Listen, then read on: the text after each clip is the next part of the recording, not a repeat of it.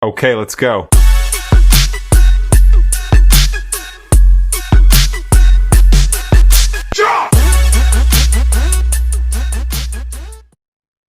Hi everyone, welcome back to week 2 of Learning GRC in 12 weeks with me, Priyanka Chatterjee. So without further ado, let's get started. So for week 2, let's start with a quick recap of what we did in the last session. So in the last session or week 1, we looked at what is GRC, governance, risk management, and compliance. We looked at the 5 key pillars of business. We looked at how GRC provides a structured approach of aligning the business objectives with people, process, and technology. We also looked at how the size of an organization could impact the way we do GRC, the different roles that it can have, the titles it may have. We looked at some of the examples around what a GRC role could look like. And we also touched a little bit on the growth paths that we have around being either specialized in G, R, or C, or you could generalize into the entire domain in itself. Yeah. So with that, let's get started with our week 2, where we will do a little bit of deep dive into what is cybersecurity governance. Last week, we touched upon the entire domain as such, but today I wanted to just focus on governance.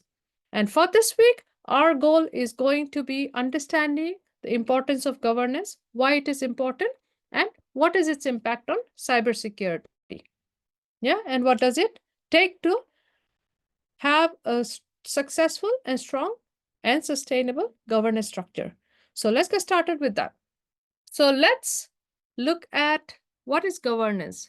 So last week we mentioned that governance is about setting the rules. Now, taking it one level down, it is basically a system. Now, when I say system, I don't only mean technology, because that's something that we use the two terms interchangeably.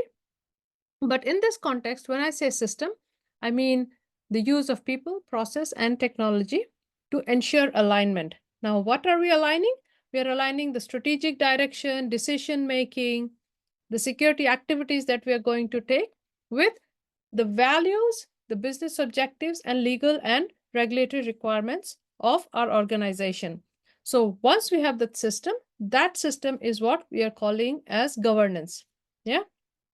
Now, governance is not new. It is much older than I am. Yeah. And much older than probably a lot of you that are watching this video.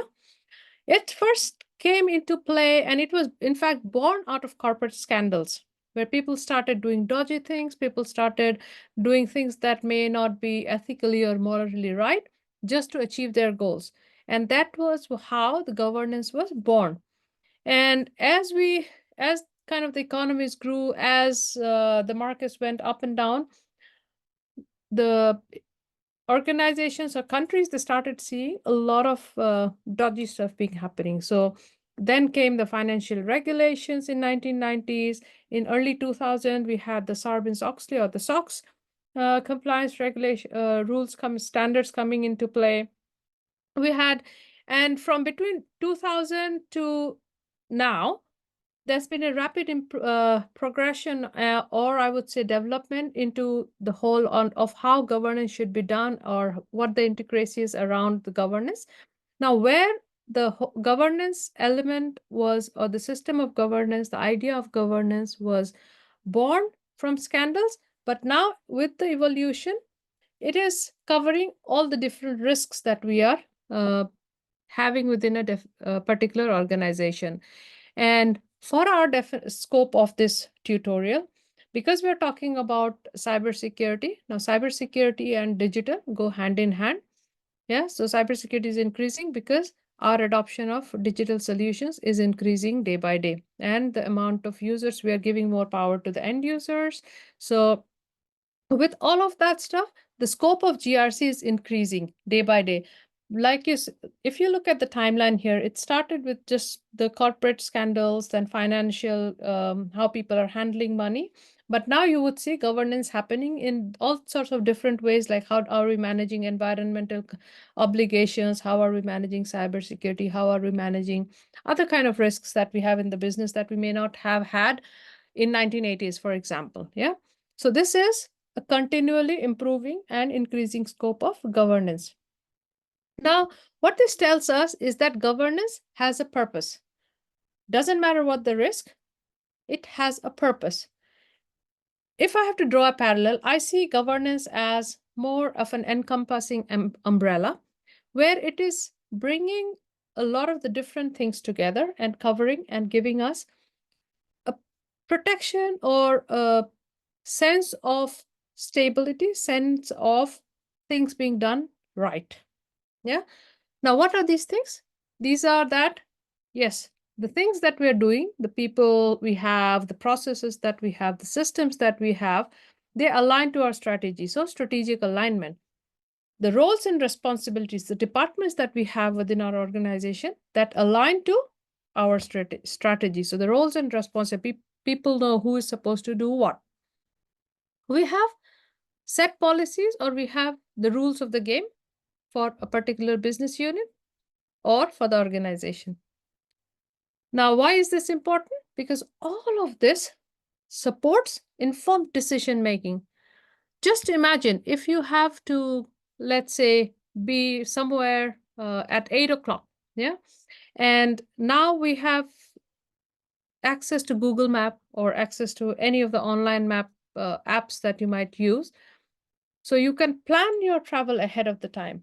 But just imagine the pre-Google Map days when you had to go maybe to the bus station, the train station, or the taxi stand to kind of ask them, how long do you think it'll take to go there? And you would not have, you would be able to make a decision, but it's not as efficient or as smooth like what we would do today with access to Google Maps and the other online map solutions. So that is one an analogy I always use for governance, that it helps us make informed decisions. What does it give to the organization? What is the benefit of investing in a governance? Is that it builds trust for its employees, for the customers, and anybody who wants to deal with a particular organization. Yeah. And it gives a sense of that company or that organization doing the right things and enhancing its reputation. So you see how the umbrella of governance is fulfilling its purpose of actually building trust, having a high reputation for an organization, all of the different things that we are doing that are aligned to the strategy, and which means that end of the day, you are bound to be going in the right direction. Yeah, or at least be aware if you're not heading in the right direction so that you can course correct. Now, the purpose is well and good, but considering that governance is a system, we need to understand what are some of the key components of governance. Yeah. Now, in my mind, there are these 5 key components that we need to keep in mind when we are talking about setting up a governance structure or implementing governance within our organizations. Yeah. Or if you are in a consulting role, these are the things you need to keep in mind when you are advising your customer or clients that this is what you need to do from a governance perspective. So let's look at the first one. The first one is we'll talked about the availability of the leadership and oversight. Yeah. The first component is we need to set the tone. The leadership is where we set the tone. The next piece is once the tone is set and once we know what is our direction, we need to start setting the rules of the game as to what is acceptable. Yeah. So if you draw a parallel to the board games that we might play on a day-to-day basis, first is, let's say we are playing chess or we're playing Ludo. We know that, yes, we want to, either parties want to lead, win, but there are some rules of the game that when you get this is what is an okay move versus not an okay move. So that is what the policies and standards do. Now, once the policies and standards are there, we need to make sure that there is enough accountability within the organization for making the strategy a reality. Yeah. Now, having accountability is good, and having the policies and acceptable rules of the game is good as well. But we need to make sure that we have a way of monitoring and reviewing this continually so that we understand where to make the improvements. Yeah. And while we are doing all of this, we need to make sure that we are forward looking. We are looking towards the future. Why? Because that is what will make the governance sustainable for a future time, and we'll make sure that it is ready for what the business future looks like as well. So those are, in summary, the 5 key components of governance. Yeah, we need to know what the strategy is, what is acceptable rules of the game, who is accountable for that, what kind of improvements we need to make, and how do we make this whole thing sustainable? Because doing a thing in the right way once is not going to cut it. For the organization to run for years to come, we need to have a sustainable way of doing business, and definitely how do we govern what we are doing here, especially from a cybersecurity perspective. So we touched about the role of leadership in governance. What do? They will set the vision and priorities. They will give us the right budget and resources to make sure that we can bring that vision to light and we can work towards the priorities. And that is, the budgeting and resourcing is a hot topic within our industry because we feel that there's not enough budget to achieve a close to 100% security, but that's a discussion point for another day. Now, the other key piece of having a strong leadership is that the tone from the top actually helps us establish and promote a security focused culture. If the leaders of a business or an organization are not in line or not in support of doing things in the right way, is going to be very, very difficult to actually ask or expect the people within the organization to work in the right way. And when we talk about cybersecurity, the same rule applies. If the heads of the organization are not aligned or they don't kind of understand how important cybersecurity is, it's going to be very difficult to have a conversation or push security culture towards the different people or the processes. Now let's look, we talked about setting the cybersecurity policies and standards. Why is it important, right? Now, policies, we have touched upon the fact that policies set expectations, yeah? If we don't have strong policies, it's almost like not having a spine or not having a backbone. So just imagine if for us as an individual to stand or to walk upright, we need a strong backbone. We need to know what part of our body does what. Yeah. So the same goes for policies. Without well-defined policies, it's going to be very, very difficult when we bring hundreds and thousands of people together to achieve a business goal. And that is where things go wrong. So to summarize here, we need well-defined policies because they will give us a strong backbone for governance, because we say this is the rule, this is what is expected out of you, this is how we are expecting you to do things, yeah? And it will keep us in compliance.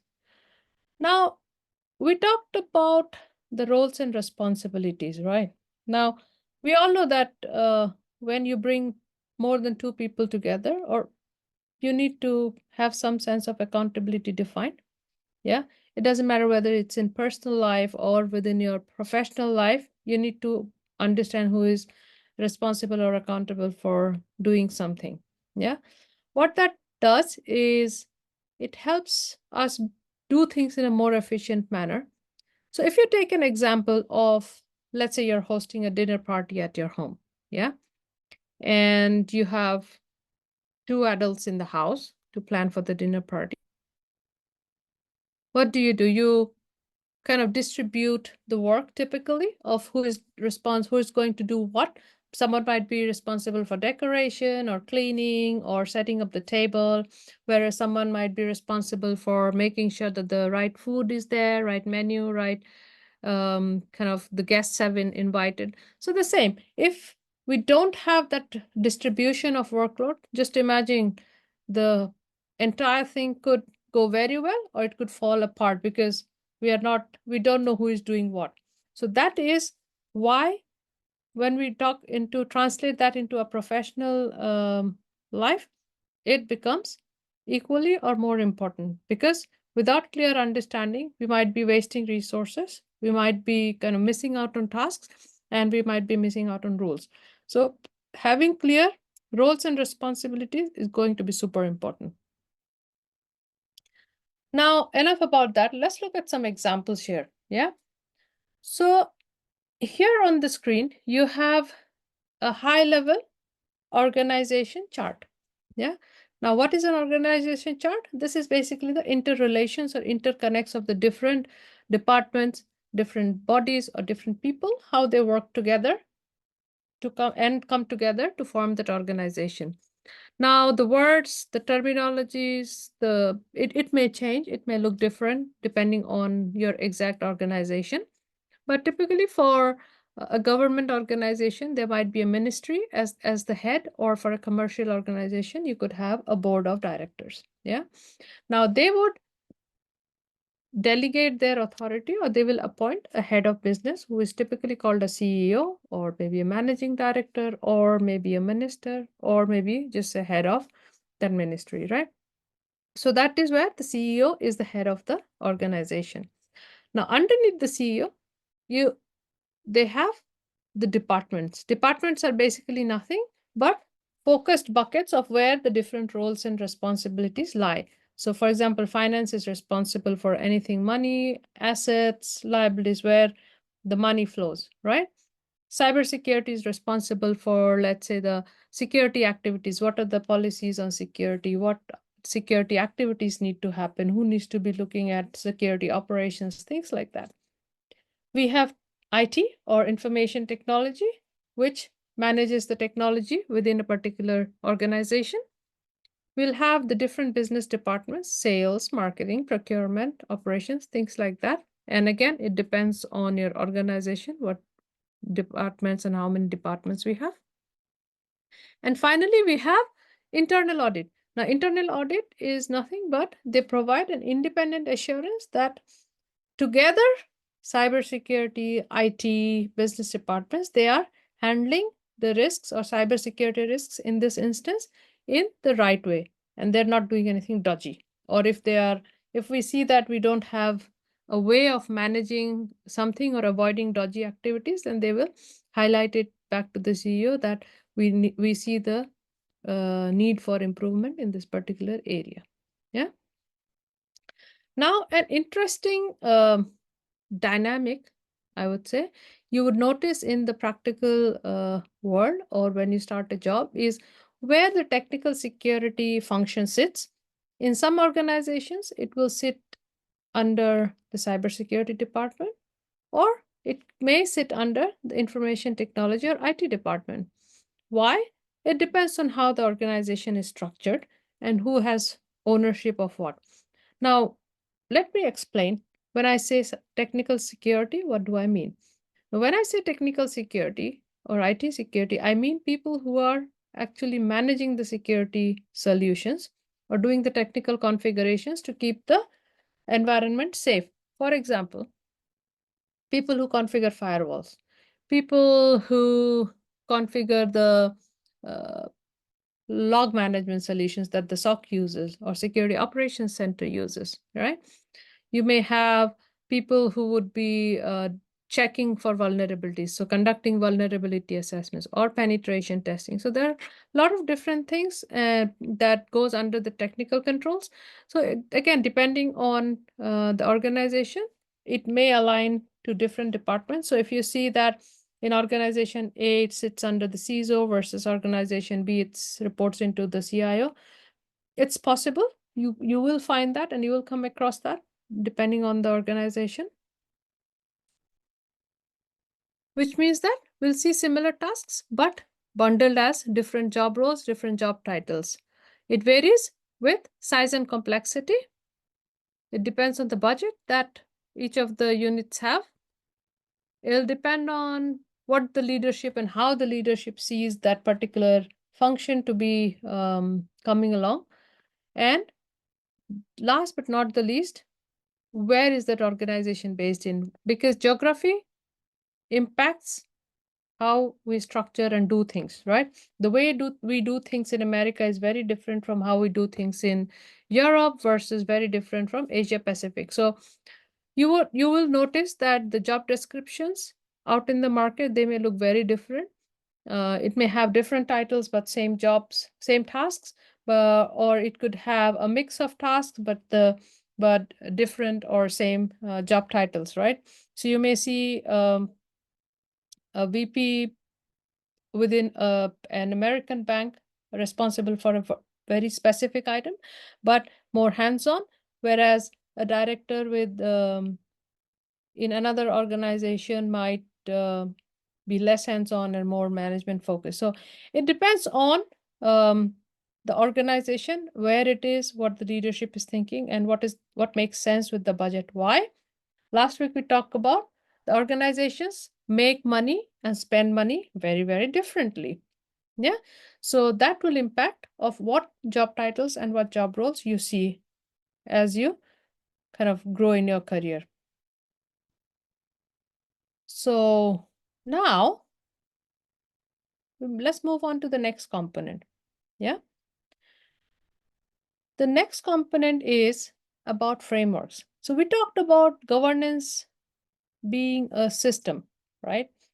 Now we cannot have a system without giving it a structure. Now, before we jump into the specifics or the details of cybersecurity frameworks or anything of that matter, I thought it would be good for us to understand the meaning of the word framework, because that is where I see a lot of the people struggling to kind of understand what each of these words mean within the GRC world. Yeah. So as per the Cambridge Dictionary, framework is nothing but a system of rules, ideas, or beliefs. Yeah. So as an individual or as a society together, we work with rules, ideas, and beliefs. Yeah. That is used to plan or define something. That is a framework. So it's having a structure or a frame. Yeah. If you think of a picture, it's a frame which someone might need like a round frame, someone might need like a rectangular frame, but it gives us a boundary of where and how we are going to do something. Yeah. Now, we have a lot of examples out in the market. Some examples being, and these might be things you might have heard of or you would come across when you do more research into the GRC domain, is, for example, if we are from an IT background, we will hear the terms COBIT or ITIL more often, because this is how the world of IT is governed and managed. When we come to specific to cybersecurity, the most famous ones are NIST Cybersecurity Framework or CSF and ISO 27001, which is nothing but they give us a comprehensive way of how we would set up our information security management system. Yeah. So we talked about governance being a system. So ISO 27000 is quite an interesting framework, because it's a framework and it also is a standard which tells us this is how, or these are the expectations around how you should be setting up your cybersecurity or information security management system. This is how we expect you to be managing cybersecurity risks or information security risks. Yeah. Now, how do we do that? It's all good to understand that you need to do this, you need to set boundaries, you need to define the rules. So let's touch a little bit upon how do we go about building this governance structure. Yeah. There are 4 stages or 4 key stages that you will need to jump through to make sure that your governance is solid. Yeah. What are they? We need to first understand who is it that we are trying to work with. So we talked about the different ways how a organization can structure their departments, right? So that means that whether your cybersecurity team sits under CIO or it's an independent department, or your technical controls sit between the CIO or the CISO, we will need to define what are we touching. Some organizations will say that you will only work with technology, or that's where we're going to start. And in 3 years' time, you'll start to work with business. Or let's say they say, okay, no, you first start working with business and then we'll manage the IT side of things after. Yeah. There's no definition of right or wrong. Sometimes it's just a practical business decision of where you start. But it is very important for us to understand who are we working with. Yeah. It's almost like planning your dinner party. You have to know who are we working with to actually have the dinner party delivered. The next comes, once we understand who are we working with, we talk about developing the policies and standards. Yeah. Now, writing something or defining something in my own house, in my own head, is not going to make it, will it?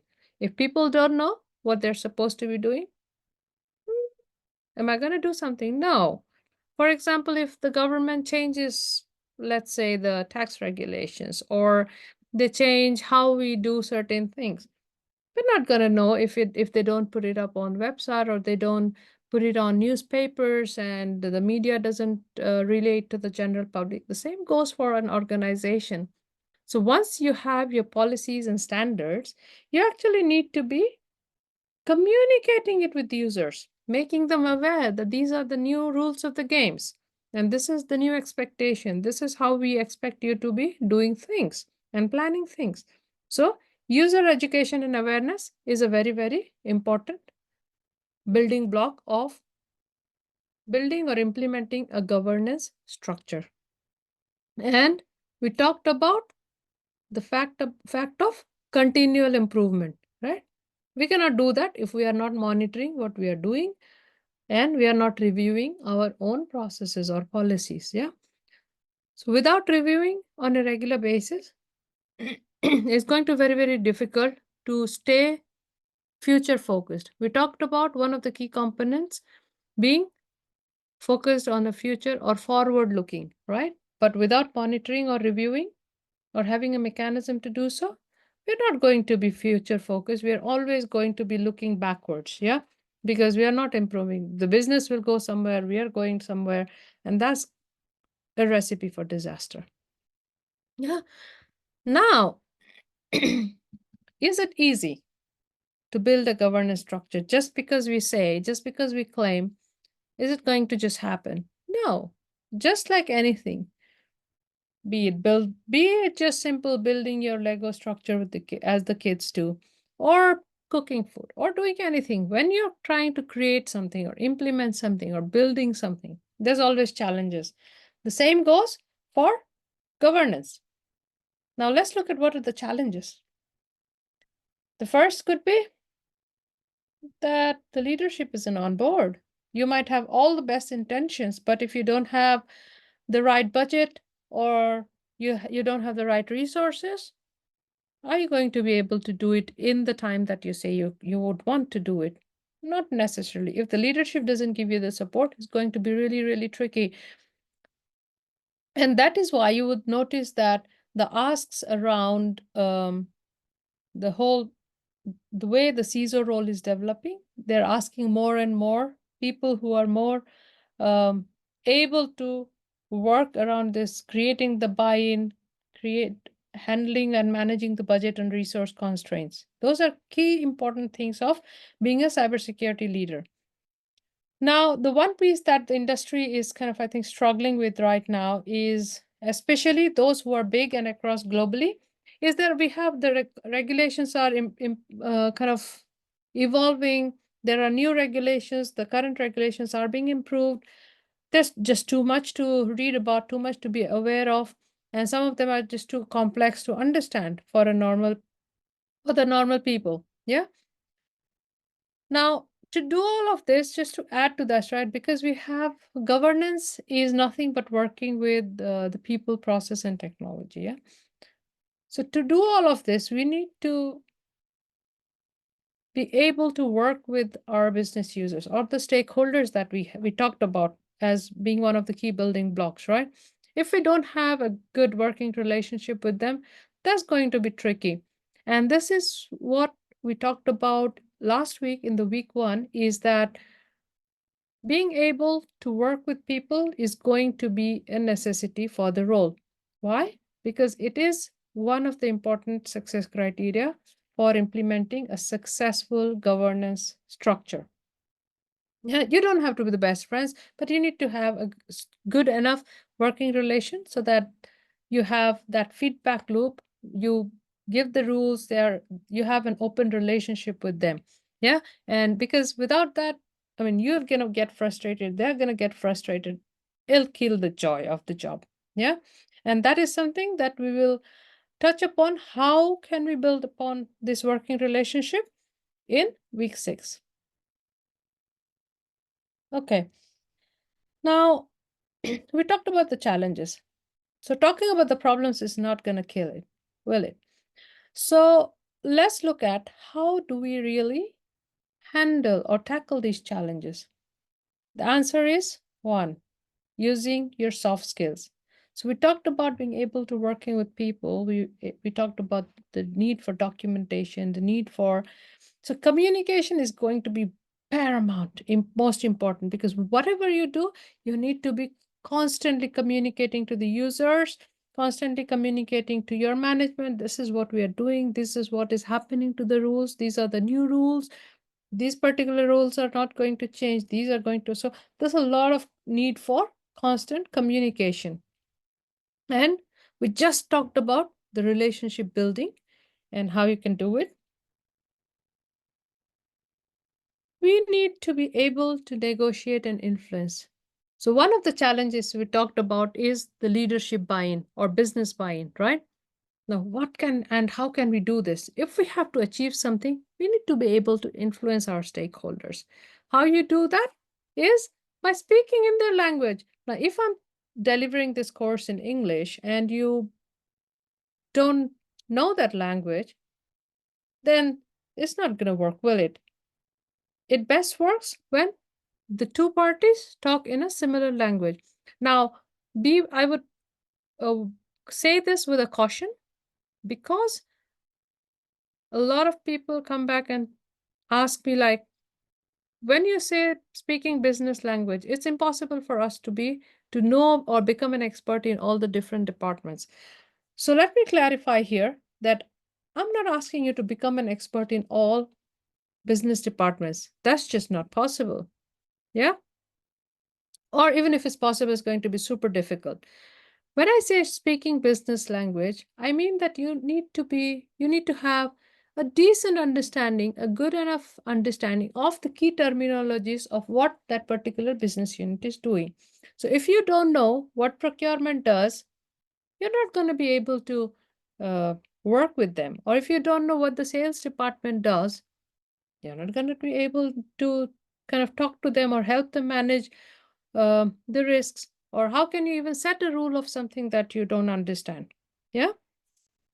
So these are going to be the key ways of how you handle or tackle these challenges. So working on your soft skills is going to be very important, but soft skills alone is not going to make it.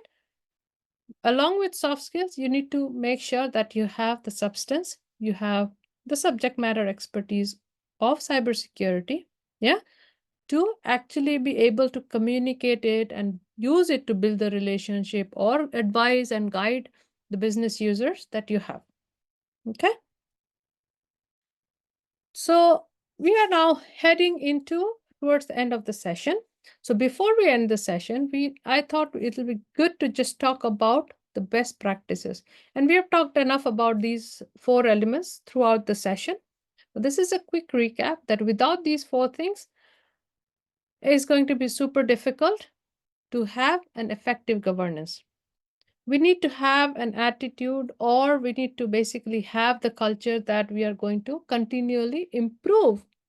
It's not, nothing is set in stone. The business evolving, the risk is evolving. So our rules need to change and evolve as well. We need to have a mechanism where we are constantly reviewing our policies or the rules, and we are communicating it with the users. We are communicating about the risks, we're communicating about what they can do, we are communicating of the rules of the game. So there has to be a constant communication working through that. And last but not the least, whatever we do, it needs to be aligned with business objectives. And with that, I think the time wise is quite good, because we are in November, and this is a really good time for you to reach out to your stakeholders and ask them, what are our plans for 2025? What are the things that we think we are going to do? What is your priority? So once you understand that, you would be able to go back to your review cycle or awareness cycle, like, okay, this is what business is trying to do. This is how I can help them. Or these rules need to change because now the business is heading in a different direction. So if not already, do reach out to the business now and try to understand what is their next year's business objectives. And it depends. If you are just starting your career, you might just be speaking to your manager or your manager's manager, trying to understand what is happening so that you can kind of get your mind in the right frame. And here I would just want to add something as this whole alignment with business objectives. This is not only important for cybersecurity, but this is important for any role within an organization, because once you understand the longer term plan for the year, yeah, you would be able to figure out what value can you bring. You would be able to plan, like, okay, if you want a promotion, where can you add more value? How can you make it more visible to the business management, or how can you make it more visible to your head of security, so that your growth path is also coming along? So just building that discipline and habit of knowing about the business objectives is going to be super important, and is going to be a good recipe for your career growth. Doesn't matter whether you are in cybersecurity or not. All right, so that brings us to the end of our week 2. So before we close, let's look at a quick summary of the key takeaways for this week. So we talked about governance being essential for a proactive, compliant, and secure business environment. It is a system that keeps the two sides balanced. We touched upon strong leadership being non-negotiable. Without a good leadership, it's not going to work. We talked about having clear policies.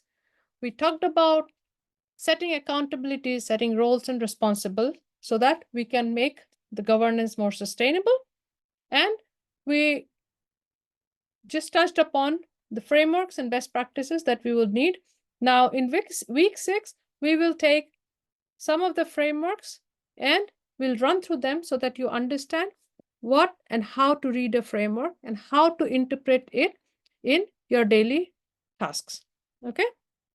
Now, I will leave this with you with only one thing, that all of these things, right? The governance, all of these things, people, the policies, the review, the communication, all of this need to come together. Why?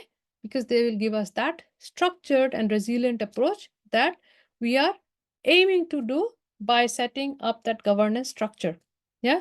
So always remember that to get into a good governance structure, you need to be able to tie the top to the bottom and have the right rules of the game, and making sure that there's sufficient accountability set and we are communicating it in the right way. Just sending an email is not communicating. We need to have a strong way of explaining what we mean by each of the different things. We need to be able to set up that mechanisms where people, if they don't understand, they have a way to reach back to us to ask questions and such protocols. Yeah. So next couple of weeks, we'll look at we'll do deep dive on cybersecurity risk management. The week after, week 4, we'll look at compliance.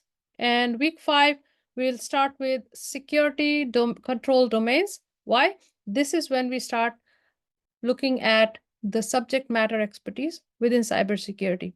Week 6 to 9 will focus on how to do things.